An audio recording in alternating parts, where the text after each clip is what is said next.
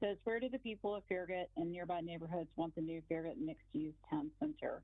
Enclosed are two polls that answer that question. The vast majority of respondents want the original Farragut mixed-use town center concept on Eddie Ford's land. Also enclosed is the original town center concept from Michael Bates. As you can see from the enclosure, the first poll shows out of 368 respondents, 77% do not want the mixed-use town center on the Biddle Farm. The second poll shows out of 168 respondents, 74% want the mixed-use town center on Eddie Ford's land. The original town center plan for Farragut was vertical mixed use with retail on the first floor and condos and apartments on the upper floors. It would resemble Market Square Mall in downtown Knoxville. It would be built on the Eddie Ford farm next to Town Hall. The Farragut Board of Mayor and Aldermen and the Farragut Planning Commission have changed the Farragut Comprehensive Land Use Plan and various text amendments and have rezoned the Biddle Farm behind the old Kroger on Kingston Pike to become the new town center. It would be horizontal mixed use with 2 strip malls that will hold a total of 11 retail shops with a grass median in between them and 300 plus apartments down the street. The project will require 100,000 cubic yards of fill dirt because the land is 4 to 12 feet below the road grade and half the farm is in the FEMA 100-year floodplain. The peoples are against this. It is not suitable building site. The people can take their protest to FEMA and TDEC if you refuse to listen to us. I object to the actions taken by the Farragut Board of Mayor and Aldermen and the Farragut Planning Commission to fast-track Bud Cullum's proposal and try to freeze out local developer Doug Horn, who has the Ford land under contract for development. The vast majority of citizens who have written email comments on the Cullum proposal are against it. They object to the flawless process, which violates Farragut ordinances, the Tennessee Open Meetings Act, and the Tennessee Public Notice requirement. We want to see Doug Horn's proposal. We want the original town center concept, not the Cullum proposal for 2 strip malls with 11 stores separated by a grass median and 300 plus apartments down the street. This is not a town center. It is just an apartment complex in the wrong place with 11 stores. We do not want Cullum's proposal. Listen to the people. To date, your representation has only been to Bud Cullum and not the people of Farragut. Allow Doug Horn the opportunity to show his vision for Farragut. That's our only comment tonight. Mayor Williams, this is David. Do you mind if I make a comment real quick on this?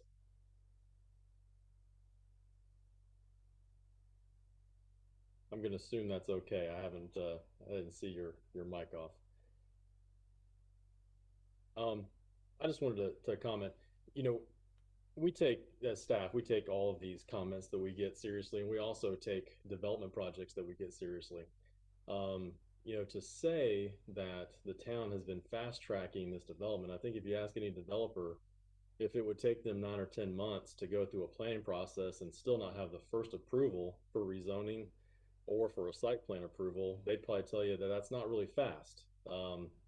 We take anything that comes to us seriously, especially when you're talking about amendments to zones, things like that. We want to thoroughly vet those.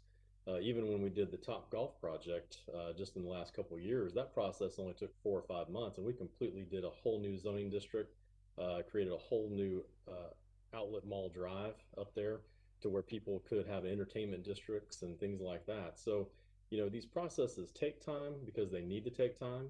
We need to have public input. In fact, in this process alone, we've had 17 different meetings dealing with either the Biddle Farm directly or dealing with the comprehensive land use plan and amendments to that. That process is still continuing. We still have at least 4 more developments or meetings that would have to take place, would have to be approved in order for the developer to even have a chance to move the first bit of dirt on the property. All those have a chance, and hopefully we'll have plenty of discussion about that. But the Board of Mayor and Aldermen and the Planning Commission certainly take all of these comments seriously. They look at those and evaluate those, and then evaluate the ordinances that we have. Obviously, the land use plan, the zoning ordinance, all those things are pieces that we look at to determine whether a project is a good fit or not a good fit. And whoever brings those to us, we evaluate those in the same way. Unfortunately, we haven't had a formal application from anyone else that wants to develop in the town center district yet. When we do, we'll treat them the exact same way and give them the same opportunity to look at all these, for us to look at this in a comprehensive review to determine if that's a good fit for the land and what's being built there. Certainly, we have done our own studies in the past. We've done our own surveys in the past. We want to make sure that when we do those surveys, that we're asking open-ended questions and that we're trying to get good feedback from the public. We certainly don't want to sway people's opinions based on just a typical comment or question that we may have. And certainly that can happen. Sometimes if you're asking in a certain way, you may get a certain answer back. So, all of these things we're trying to really be as transparent as we can. I am happy, as Mark is as well, to answer any questions from citizens if they have any that pertain to these projects, give you more education on the projects, talk to anybody about them. So with that, I'll turn things over to the mayor, or even to, I think Mr. Hale had some comments as well on this. Yes, I do. If I could for a second. Go right ahead, sir. Thank you. Sometimes when I hear some of the comments, it makes me think that there's some fundamental things that need to be reminded, people need to be reminded about, because there seems to be some sort of misunderstanding about how the process works. And I don't expect everybody in the town to know how it works. That's why we are going through this, so we can make sure people do understand how it works. Development, and I've heard this for the last 20 years, people seem to think that the town is in the development business, that the town drives development processes. We drive the processes, but we don't drive the development. The owners of the land and the people they hire to help them with their development plans, they drive the process. They have to come to us to seek input from the town staff about our processes, and that's what starts the whole thing. It's not the town running out trying to find a project to start. It depends on people that want to invest money in projects on their property to make the thing go. Every project that is proposed is different. Every project has different processes. Every project has different things that have to be approved or dealt with by the town. Working through the process is also driven by the owner of the land and the developer. We have developments in town, and I can think of one in particular out in the Dixie Lee area that has been ongoing for a long time because the developer was taking their time getting everything done that needed to be done to get that project approved. So the process itself is driven, the speed of it is driven by the diligence of the people that are working the process. And that's the people that are hired by the landowner to develop the plan. So we have now received a proposal that the town has been involved in working with. It's the Biddle Farm proposal. The developer of the Biddle, for the Biddle family, contacted the town staff more than a year ago to start discussing the process of this development that is now where it is today. They actually, I think, submitted a plan, the first plan. I may have my dates a little bit wrong, but I don't think so, in March. So they've had a plan on the drawing board that has been going back and forth and discussed with the town staff and discussed in public meetings for those many months. And then before that, they were talking to staff about it, planning to develop their plan. So I've heard a lot of people talk about fairness in the process and needing to be fair to all the people that want to develop their property. That is a no-brainer. We all agree that we need to treat everybody the same way we can based on the relative merits of their projects. But fairness goes both ways. We can't have a plan that's been submitted and has been diligently pursued at great expense to the people who are developing that plan, and then just all of a sudden say, we're not going to continue dealing with this plan anymore because somebody else might put in another plan. Now, we've gotten word that there might be another plan for a town center development in the area based on the comprehensive land use plan, mixed use town center area. If we get that plan, it's going to be treated fairly, just like every other plan that we get. We have processes in place. We're going to go through those processes to evaluate and assess the plan, just as we've done with the Biddle project. But fairness demands that we treat the people who are in front of us, who have submitted a plan, they need to be treated fairly too, just like everybody that may come later. We want to treat everybody fair. So let's keep in mind that we have to deal with the things that are in front of us.